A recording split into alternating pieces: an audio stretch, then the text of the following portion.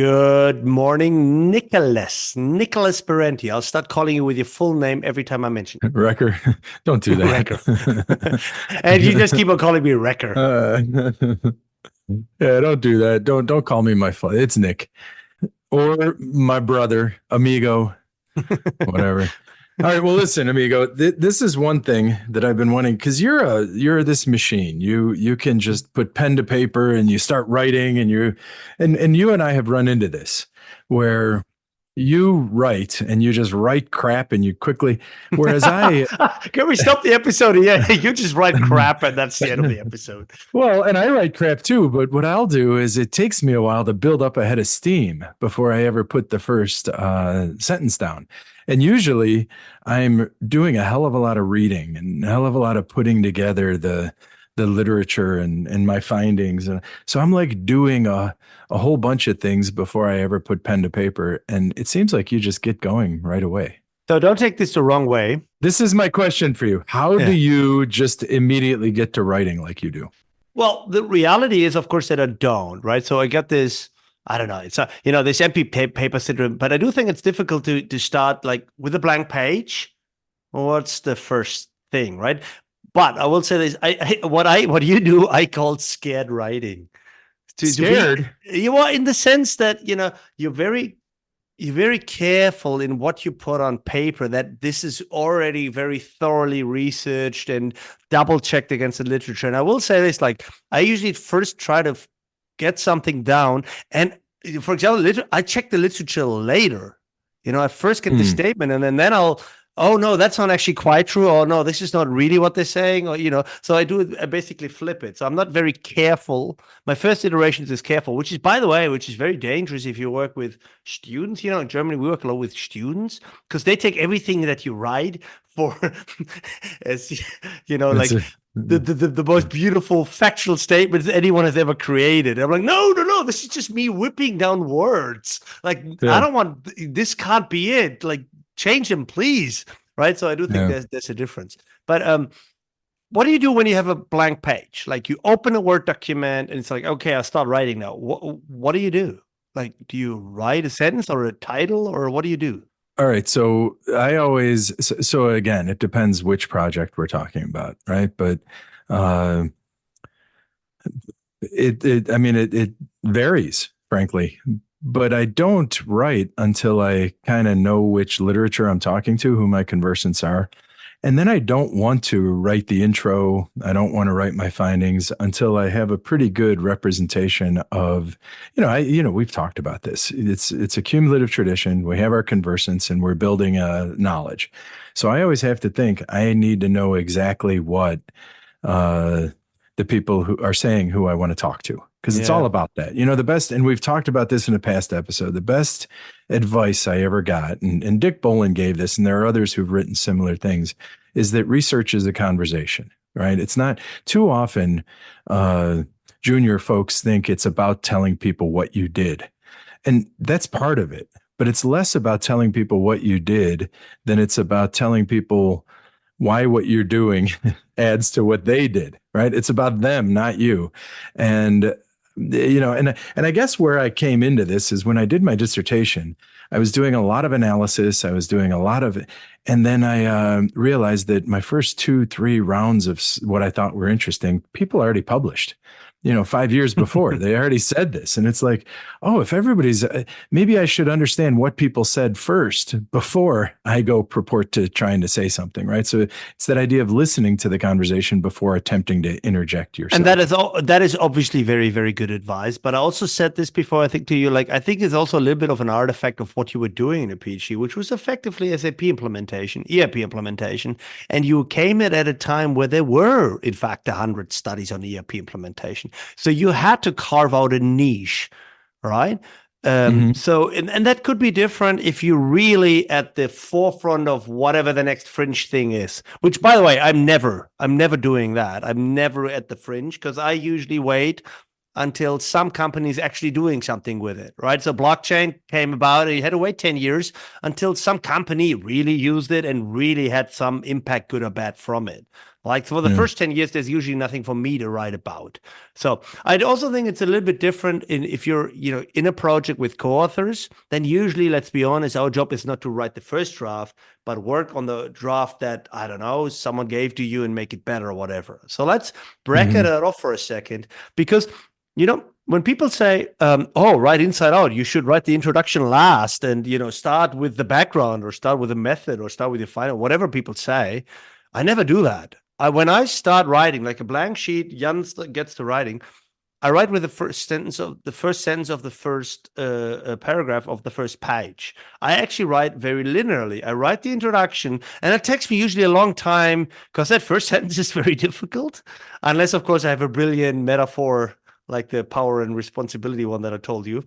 I Yeah. can't say it out here anyway, but usually that's a tough one. And then when I have the intro, I write the background. And when I have the background, I write the method. And I literally build it sequentially instead of what people always suggest people do, to like you do this first and the intro last and write the discussion and then you write the background. No, I do it exactly in the order in which it appears. You do not? Do Hmm. you do the same thing? Well, no, because so I think the most edited version part of the paper is the intro. Yeah. It's the introduction, clearly, because that's the microcosm of your paper, Agree. right? Where the intro, if you and you can almost look at it sentence by sentence. We've talked about my 9 sentence introduction in the past, but if you look at it, the motivation, the very first paragraph, if you will, is really your discussion, right? It's setting the stage and Yeah. it's making the connections, which is how you're going to, talk about, say, impact. Then the next paragraph, if you will, it's the, assessing what we know and the problematization of what we know. And to me, that what we know and the problematization is the lit review, right? And then you get into, you go from there. But you know what I don't like about this? So sometimes Hmm. I don't know what the problematization is until I know what the outcome of the paper is. So that's why I'm trying to get something done so I can move on to the later sections of the paper, because then, I figure out what the findings really are and what the contribution really like. When I write the discussion, I get a better sense of what the contributions and the implications are. And when I know them, then I can try to set them up the right way in the introduction. So then I go back to the introduction I've already written and write a completely new one. And I think that's another difference. Like I'm creating drafts very well aware that I'm going to discard them later. Hmm. So the whole point of starting at the beginning, which is writing some form of an intro, is fine. I do that too. I think everyone does that. It just kind of organizes. And that's the reason the intro is edited so much, because number one, I think it's a microcosm of the paper. You're going to have your motivation, your problematization, the key outcomes of your lit review, stuff like that will be in your intro. The other thing is it helps the author team get on the same page, right? So they'll all keep editing until everybody is satisfied with what the intro says, which means the rest of the paper will be easy to write, right? But you don't edit. Everybody's not continuously editing up front, right? Someone creates a place saver intro, and then you get to the body. You start doing the building out the lit review, the analysis, everything like that, and then you keep going back and forth between what you're doing to the intro to keep it updated, right? And I think there are really a couple of different strategies depending on what kind of research you're doing. But to me, the best way to do it is to figure out who are my main conversants. Which conversation am I entering, and what are they saying?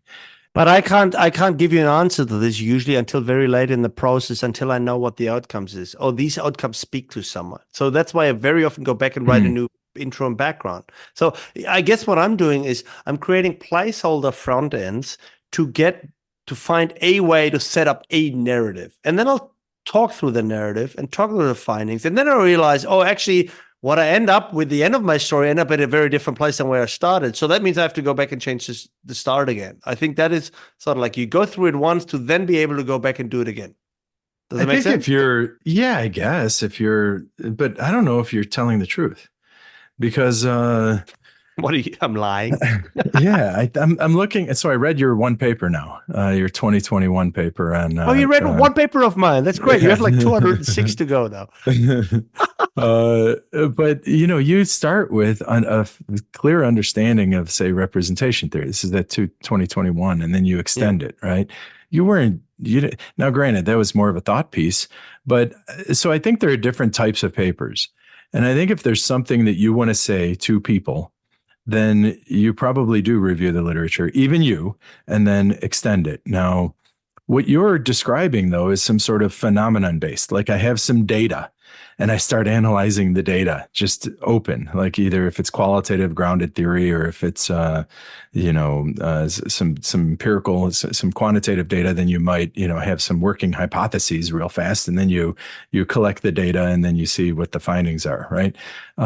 So if that's that phenomenon or data driven research, then after you start digging into it, only then do you know who are my conversants, right? I think you're right. Yeah, and I think you're right. But that is also, again, it's an artifact, what you rightfully put on. I think that's it. When I was just talking to you, I was thinking about empirical and actually sort of inductive papers, right? The paper that you mentioned is a theory and review paper. There's a couple of lessons from that one too. I mean, I know that literature very, very well. And by the way, the co-authors do as well, right? So we know this literature. And yes, we've also, even for the purpose of this particular paper, we did another, very thorough blah, blah, blah review. And that shows in this paper. And this paper starts on the premise that we know the literature and therefore we can challenge the assumption, blah, blah, blah. And that leads then to the outcome of the paper. I think some of the phenomenon-based work, when I work empirically, very often it's not theory-driven, it's phenomenon-based, right? And then you figure out something about the phenomenon. And only when you figure that out, can you say to which theoretical discussion might relate to. By the way, the danger is, of course, you figure out what it is and relates to something we've known 30 years ago. That can always happen. That is the big risk in phenomenon-based research. If we hadn't had that risk, everyone would be doing that. You may end up doing something that only to figure out stuff we've known since the 50s. That happens quite a lot, in fact. Yeah. So phenomenon driven, the big issue, and we've talked about this, is that you end up rediscovering what everyone already knows. Exactly. And if you an ERP system, sure, a bunch of people studied it, but then a bunch of people studied IT implementation, and a bunch of people studied organizational change. And really, organizational change is just and we know stuff about this. So what's ERP implementation? It's a type of organizational change, right? Is what I was studying. Now with your blockchain, with whatever, it's always going to be a general class of something. When you're when you look at ChatGPT and what it does in new organizations. Now, what you're saying is, wait until you see what it is you're finding and then go find some literature where you think you might. That seems to me a pretty inefficient way to do research. It is very inefficient, and make no mistake about it. It's the big risk, and there's no perfect strategy. Very often you end up doing something that leads to something we've already known for a long time. And I don't think you can avoid that problem. You can choose a different strategy. You could choose to start with theory, find data to support or test that theory, do this, and you may be able to do that. First of all, you may not be able. Second, you may be able to do this, but it's completely irrelevant or untimely or whatever. That's the risk there. I think the point is you have to choose the risks that you're willing to take. With phenomenon-based, the huge risk, first of all, is there even a theoretical contribution? All right. And I cannot guarantee that. And I run around telling students, like, do not believe that just because you did a case study that you'll have something to publish. I think people are running around like, I've done a case study, of course I can publish that. Why? Most cases are pretty much the same. It's always culture and top management support and, whatever. Yeah. It's always the same things. Very rarely is it something different. So I think that's the difficult thing to do there. But that's just how it is. Well, so I think here's the issue. It's easier to start the research you're talking about, phenomenon-driven research. You get an opportunity to go out into the world to collect some data set. I can get Yelp data. I could just download it. I could get open source data. I could just download it, right? I have access to this new case. I could just go talk to them, do an ethnography, right? So you can get going very quickly without any background, regardless of who you are in phenomenon-driven research. The problem is then you collect it, then you analyze it. I think it's harder to publish in the end because now you have to, and it can be done. And there are people who are good at it. I think the lower risk way of doing it is the one that you enter the field later. The lower risk way is to actually have a question and know something. For example, let's say you actually do study open source and you know what the literature says on open. And then when you go do your data collection and say it's specifically to answer a question, or let's say you know the topic of, say, I don't know, knowledge or a particular aspect of innovation, right? You go to the world and you actually collect your data, attempting to get insight on, knowing the body. And I think that's going to be a much lower risk course of action. If you come from a research tradition, you know what they've written, and you go from there. The problem is we all love the technology in this field. So we love to chase the shiny object. And, so I'm not disagreeing. I think you're absolutely spot on and absolutely correct, but I still want to give two counterpoints. So the first one is, in our field, because of the technological change and the advance, you can go in with some confidence that there is something novel about the phenomenon, because there just might be. You still have to have a knack to see, you still have to distinguish the fads from the persistence, and you still are, challenged to find what is really different here. We talked about this before as well, right? So that doesn't go away, but because everything is changing so rapidly, there will always be new phenomena. So you can be kind of confident that it's gonna be there might just be something interesting here. Yeah. So that's number one. The other one, the risk averse, absolutely. But personally, it's more fun. Yeah. Well, it can be. Think of it, you go 4 years to a library and then you pick a research problem that hasn't been addressed by institutional theory. Sure. But I just spent 4 years in the library reading freaking Meyer and Rowan for the 27th time. Or I'm out there doing participant observation and like I'm following this startup as whatever. Like, so for an empirical guy, that's just more fun, isn't it? Can I say, like, yeah, it's more risky, but it's also more fun and in a way more rewarding because you feel the progress. You can go, I have a student here and he's, with AI at Volkswagen, and he just completed 40 interviews this week. This is not the end of it. And we don't know, we haven't looked at it yet, but he feels like he's making progress. That's kind of cool. Well, what I think is interesting about what you said was more fun is that I love reading and doing the scholarly bit, as you know. But maybe it's because this is my second career. And I actually spent, I was a bad student first time around. And before I ever did a thing, I spent 12 years, in the organizational world. And I've seen enough change, and I've seen enough organizational activity, and it's like, one organization could, to me, the interesting part is the cumulative tradition. It's like, what do we know about this? How can we abstract out from this reality and make what have we learned? So for me, I think it's funny for you to say that field work is the fun part. Sure, I like to go to the field. I like to meet people. I'm a social person. I like to see new technologies. I like to play with technologies. Absolutely. But doing 40 interviews in a day is not that exciting, or in a week is not that exciting for me. Yeah. So I actually have the opposite, where I'm more excited about thinking about abstractions and what we actually know.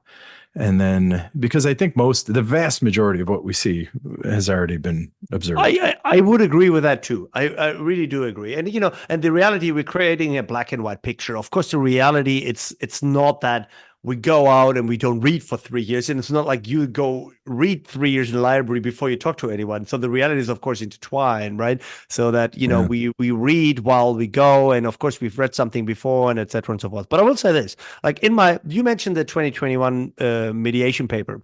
That's a theory piece based on a body of stream on this representation theory. That's what I've been doing since even before my PhD and into my postdoc for 10 years. And I felt at the time, I think I mentioned that before, I felt at the time I could write another experiment, like some other piece of paper that would contribute and further this theory. And frankly, I didn't want to do this because I felt it was boring. Mm-hmm. And I'd rather do something that I don't know what it is and what it relates to. Now, and me, like after a while I get bored with that too. So funnily enough, that paper that you mentioned was in a phase of my career where I've done the theory-driven program of work, bunch of experiments. Then I went into this sort of empirical, qualitative, inductive stuff. Then I didn't want to do that anymore. And then I wanted to show that I could write theory papers. And this is the theory paper phase of Jan's career. And now I'm back with this. Now I'm really enjoying being back in the field. Like, doing the interviews and observing people in their board meetings, like being in the room and taking notes. Love it. And I know I'm going to love it for a year or two, and then I'm going to hate it, and then I'll do something different again. You know what I mean? Yeah. So that's just, I don't know. I just have to mix it up and try to then set myself a new learning challenge, right? Yeah. Now I figure that I know how to do this. Let's do something else instead. Yep. And for me, it's like, all right, I'm always theory and conceptual space. That's where I am. Of course, I've done empirical stuff and I've done it in a variety of different You genres. have But, indeed. Yeah.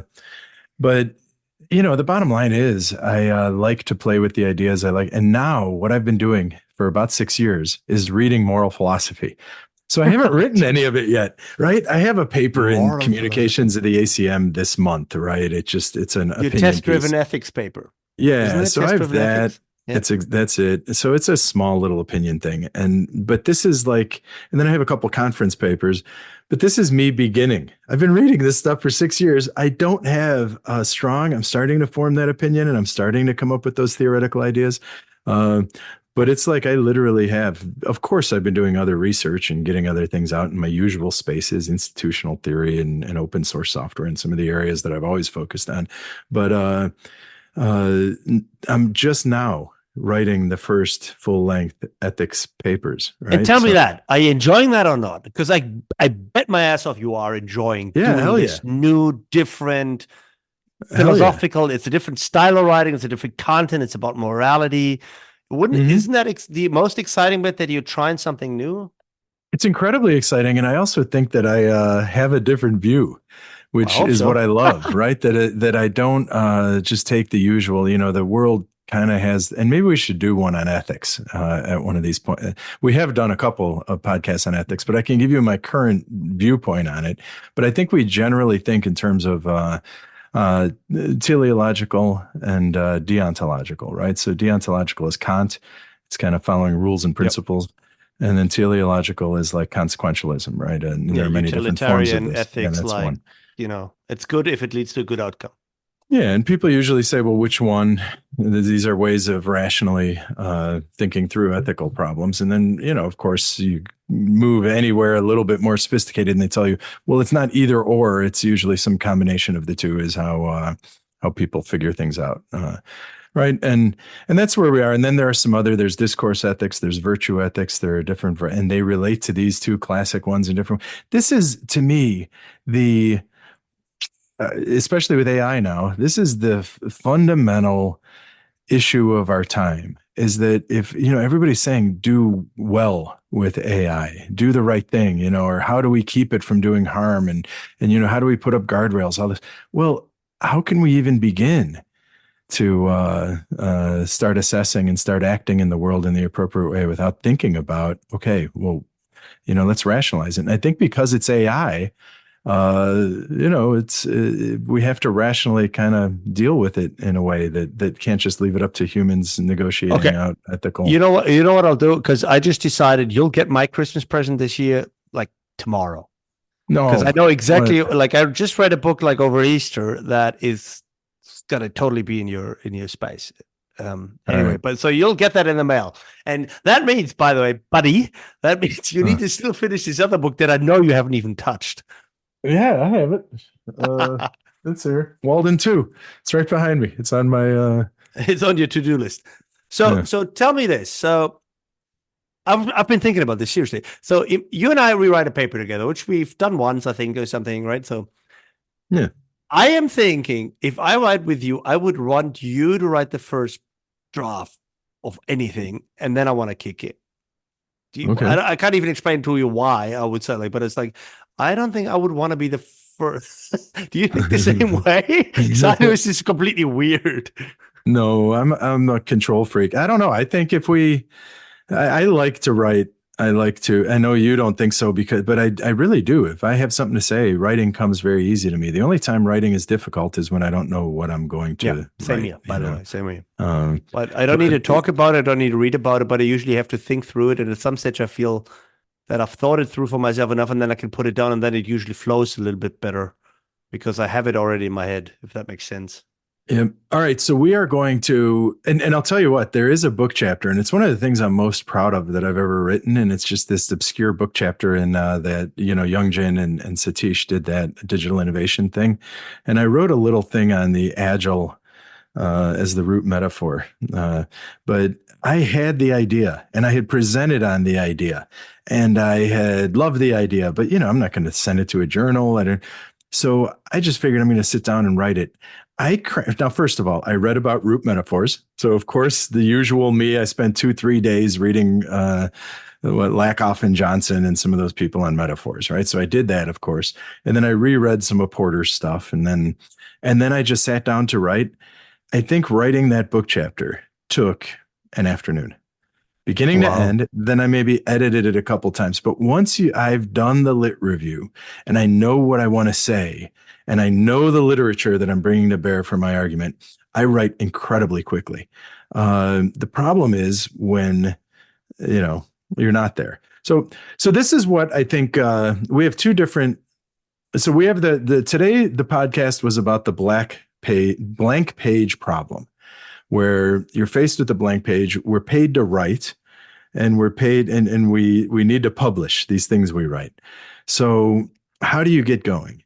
I think there are two different ways. And to me, the highest reward, lowest risk version is to spend some time knowing what the heck you're talking about, digging deeply into your conversants, and then departing from them, and it writes itself.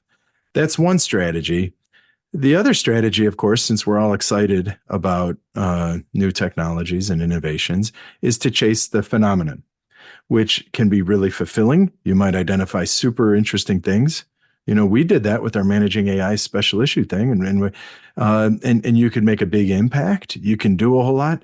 I think it's higher risk and way harder to do a top level bit of work. It probably is not so much anymore. It used to be way harder. I'd say that. So, when this comes out, everyone will be writing their ICES papers, and there will be lots of listeners that write their first ICES papers. The deadline is in a couple of weeks, so people will be sitting there writing, the first 8-page research in progress version. Now, one little thing that I usually do is I open a blank Word document and I create the sections first with section titles. Usually it's very simple. You say intro, background, blah, method, findings, whatever.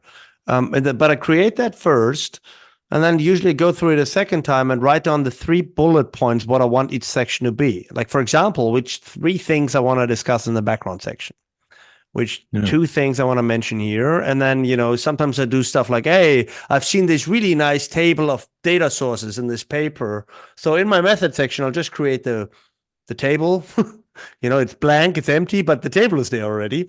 And so I slowly start building inside out. But I have a structure first, and then I probably go to the intro and start writing there and see how it flows. And the one important point, so that might be a little bit tricky, but if you create the sections first, then your document is already 4 pages long. It has nothing in it, but it looks bigger, right? Yeah. And then the other thing I wanted to say is, once I am writing and I notice that the sentences keep on coming, then I'm shutting everything, then I'm canceling everything that's followed, and I try to stay in that mode for as long as possible. And that can be easily the rest of the day. If I can manage, if there's nothing like teaching that would interrupt me. And if I start getting the hang of it, and then I write, and then you can very quickly create 10 pages. Not 10 good pages. You can create 10 shitty pages, or, 2 good pages. 2 good pages in a day is pretty damn good. Yeah. So, and I'll tell you what, that's always been my golden rule. And when the kids were little, my wife, we knew that if I'm on a roll, because sometimes it would be like 3:00 in the afternoon, I started getting on a roll. If you're on a roll in writing, keep the roll. You do not stop it. No, don't stop the roll. Because, all of us, I have sat there for 4 hours. Yeah, me too. At times and gotten a sentence. Yeah, down. Me too. And I look for other things to do, and I'm wondering, and I'm supposed to be writing. I've already done it, and it's like 4 hours, nothing. And then usually I go for a run, sleep, whatever. And then when you wake up or when you come back from the run, then you can jam, right? It's but once you're jamming, keep on jamming. As long as you possibly can. Then don't go to bed, don't go to dinner, don't, cancel that meeting. The Joe fix is not going to happen now. I'm writing. Because it's really tricky to get that going. And then once you are in the flow, keep the flow for as long as you can. And when you're not in the flow, don't even try. Then you're better off going for a run and doing something for your health. So I do think that's a principle to work by. That works. My first MISQ paper, right? Which we've talked about. We've talked about a lot of things in previous episodes. We have nothing left to say, I think. We have nothing left to say. But I stayed up, I think, the entire evening, the entire night to do the first version of that lit review. Now, of course, I was reading and writing and everything, but yeah, do not interrupt when you're on a roll. That is the golden rule. But it sounds to me like what you did. So your way of doing it is one way of doing it, which is you essentially outlined the paper. Yeah. You started with the headings, then you have the key ideas, and then you would turn each of those key ideas into a paragraph. Yeah, pretty much. And then there's your paper. And that's probably the best way to write. I have worked with people and I have experienced other ways of writing. And I'll tell you what, one way that I see if you're doing, say, very empirical or very experimentally focused papers, sometimes it's easier to just have your working hypotheses and ignore the front end of the paper. Do your entire description of your data, do your entire description of the findings and all that, and even kind of write the back end of the paper. Then you go address the literature of your key constructs, kind of plug them in the front, knock out the intro last. Right? That works for deductive work quite well. Like survey research, you could write that way. Absolutely. Plug in the table with your Chromos alphas and stuff like that. Start there, write the back first and then the front. That works. Absolutely. Done the same. I think you're right. And that's why they say write the intro last. When they say write the intro last, that's when you're in a hypothetical deductive approach. You have your hypotheses.